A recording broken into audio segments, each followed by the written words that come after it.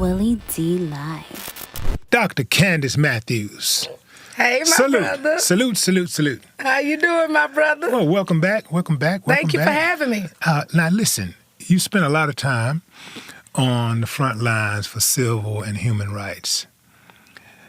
What I want to know is, what drives you? Because you spend, when I say a lot of time, you spend a lot of time. I'm talking about, like, if you ain't sleeping, you fighting for people's rights. Right. You know what? It's because I'm a very empathetic person, and it's to the fact where, I had to sit back and think, like, what does it feel like to not to be able to walk in certain doors that people wouldn't really give a damn about you? So my thing is, I want to be that voice for the voiceless.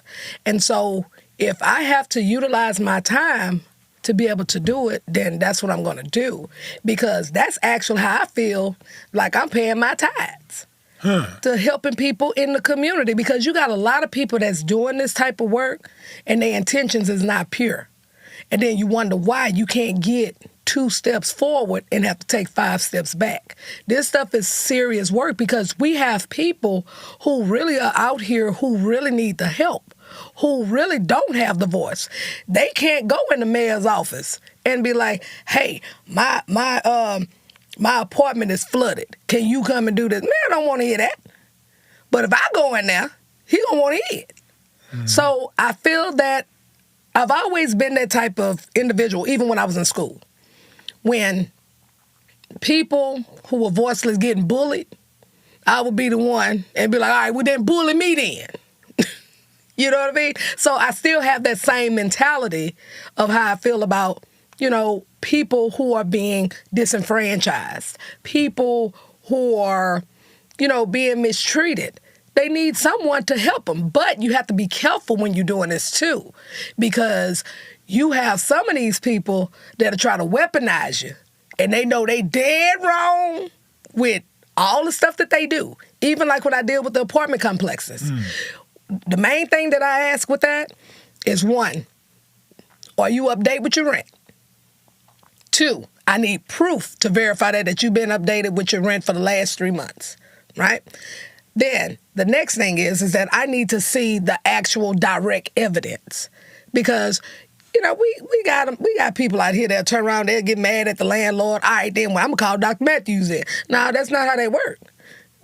So if I'm gonna help you, I'm gonna help you genuinely, and I'm gonna make sure that work is gonna be done and it's gonna get done. But if you over here trying to weaponize because of the influence that I have, or that I can pretty much make people shake, then that's not how that's gonna work. Right, because your credibility is on the line. Absolutely. And you got people out there that just can't wait to say, she don't know what she's talking about. Look at this. Try to basically, discredit you. Right. Yeah. And I even mentored some activists in other states.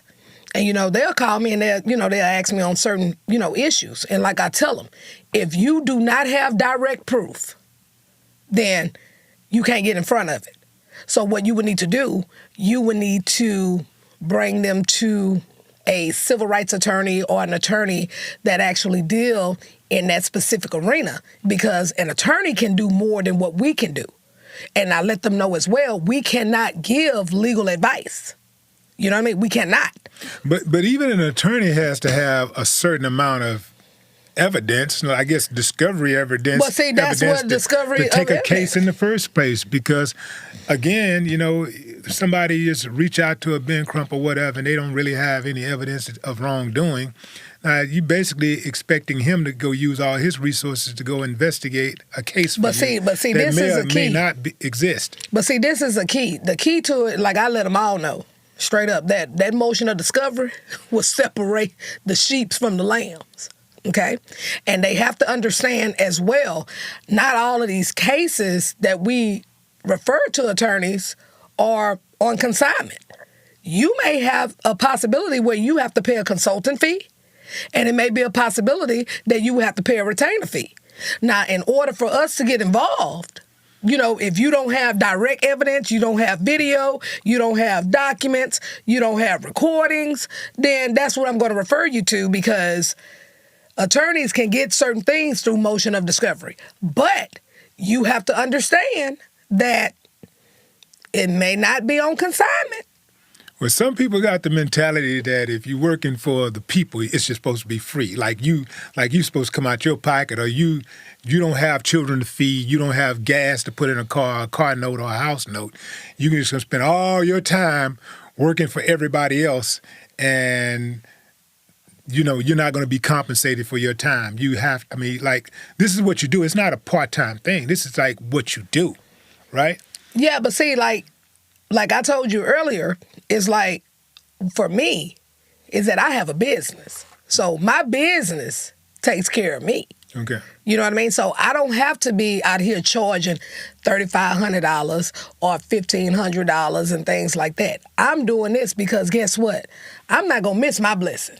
Well, you're doing it strictly because of your passion, and you got the heart, like you said, compassion. But there are activists out there who that's all they do, and they deserve to be compensated. Absolutely. They got to be compensated. Hell, if they're out here fighting for you and they're using up all their resources, who the hell is going to fight for them? You're going to turn them into the beggar. Now, they got to go out there and get somebody to fight for them and help them out. And that's why so they got to be compensated. But see, that's why with any activist, like I tell, activists that, hey, if you want this to be your only line of work, then push it to the limit. If not, you need to have another set of income so you can move the way you want to. You know what I mean? Because you don't have to take every case, because that's how a lot of activists get in trouble. You'll turn around and take a case, you take these people money, and then you turn around and you can't follow through with what they ask, or either you'll turn around and not going to lie in certain situations, then they'll turn around and try to say, oh, he took my money. Oh, she took my money. She didn't do this, she didn't do that. So that's why you have to move strategically when you dealing in this type of line of work. You have to be able to have the freedom, the financial freedom as well, to move the way that you want to move. However, but if you want to try to do like a foundation or try to do something that's on a larger scale, then of course it's going to take donors to do that. But you have to be that type of organization. I'm not taking donors for people who disenfranchise folks that look like us, because you're not going to control my mouth. You're not going to control, if you doing something you don't supposed to be doing, that I'm not going to come for you. You're not going to control that. And so that's why I move freely the way that I do. Well, what about taking all of their money and still using it against, and still doing the right thing? In other words, they take all of our money and they don't give a damn either way. Like, for example, you got McDonald's, all these fast food restaurants that are located in the hood. They don't do anything in the hood. They don't give back anything, but they continue to take our money. So why can't we do the same? Why can't we take their money and not do anything for them? Because you know what they do.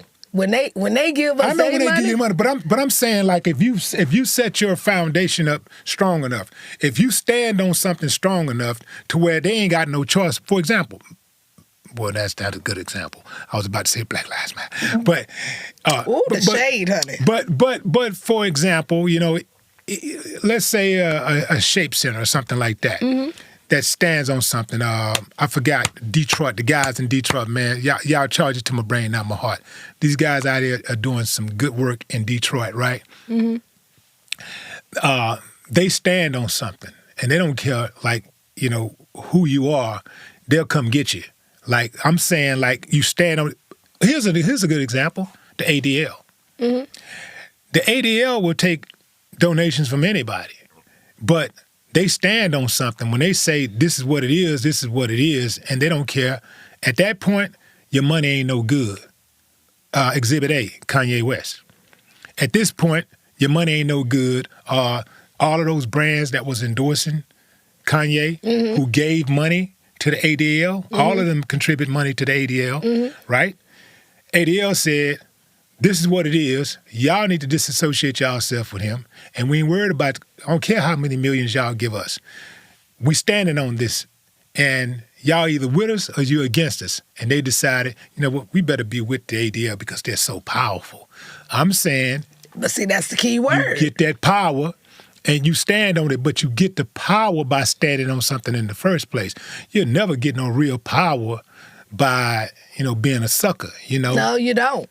You don't. And see, and the key word that you said in that whole scenario, again, is power, right? Mm-hmm. So when you have already set that foundation and you have a powerhouse backing you with that foundation, you can move any way you want to. You can move just like on a chessboard. You can move any way you want to, as long as you protect the queen. That's it. But see, with a lot of us black people, we really don't have that. But that's what we need. That's exactly what we need.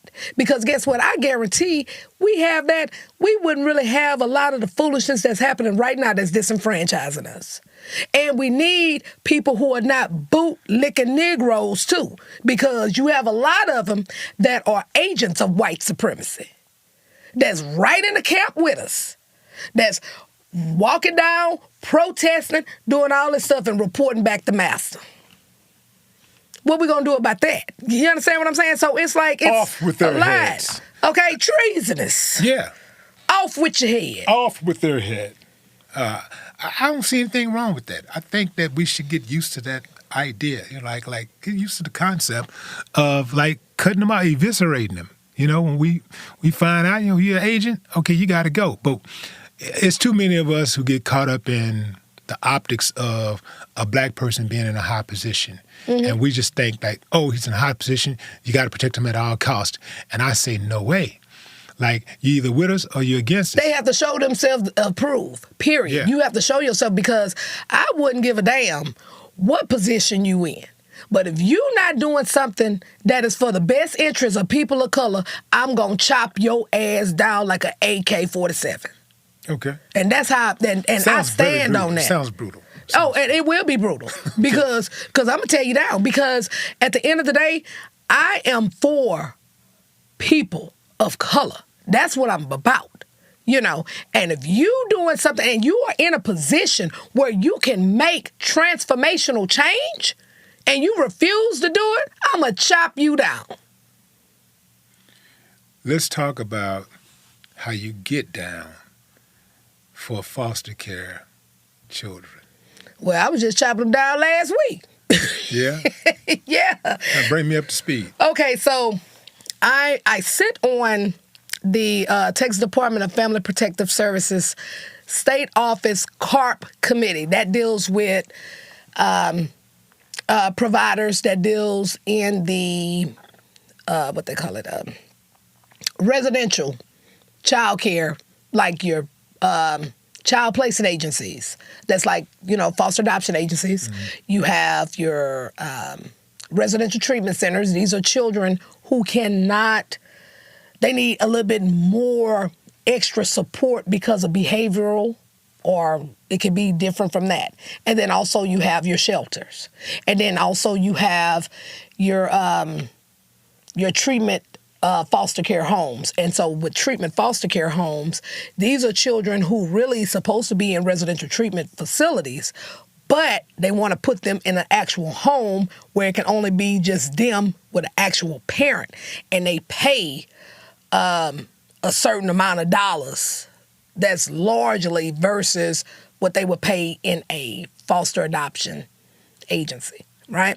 So, okay, so we meet once every 3 months is what we do. And, me, I come in there with all the tough questions because, see, I'm not coming there for a dog and pony show. You know what I mean? Because you got to keep in mind, I used to be a foster parent. So that's the up that I have on everybody that's on that committee. Because how can you make decisions on children when you ain't never had them in your eyes? That's one. The second up that I have is that the majority of children in foster care look like us. So how can you make decisions on our children? See, I let them know these are our kids. And this committee needs to mirror what our children look like.